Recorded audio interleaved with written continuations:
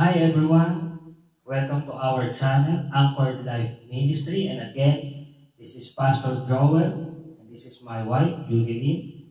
At ngayon po ay kami ay muli maghahandog ng awit, ng papuri, pasasalamat, pagsamba para sa ating Panginoon.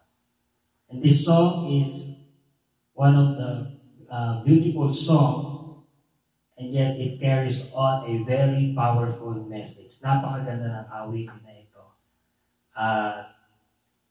Sa mensahe ng awitin na ito ay inspired sa ating mga nararanasan, challenges, and trials.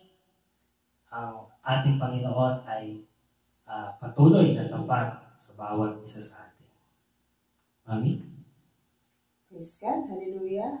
Sa akin naman po, yung personal message, rema ng awit na ito, salamat Panginoon, ay makikita po natin dito yung we are serving a good God.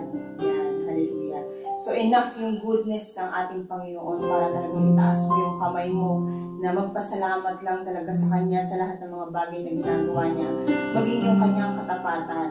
So ang isa sa favorite lines ko dito, yung binanggit po na sa kalakasang sa iyo nang gagaling, sa pagtuturo at pagtituwid mo sa amin.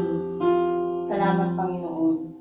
So, ibig sabihin po nun, sa lahat ng mga trials na nararanasan natin, hindi tayo nag-iisa. So, yung kalakasan natin, source natin, security, sureness natin sa ating faith. We are serving a great God. Yan. Na nagmamahal sa bawat isa sa atin, na ayaw na mapapasama tayo. Hindi yun yung purpose niya sa ating buhay.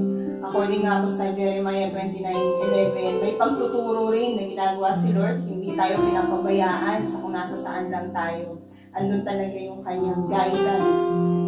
Jeremiah 29:11, sapagkat batid kong lubos ang mga plano ko para sa inyo, mga planong hindi ninyo ikakasama, kundi para sa inyong ikabubuti. Ito ay mga planong magdudulot sa inyo ng kinabukasang puno-puno ng pag-asa. So yun yung personal message and rema sa aking puso ng awit na ito, na andyan lagi ang ating Panginoon sa kabutihan niya, na kasama natin anuman po yung sitwasyon ng ating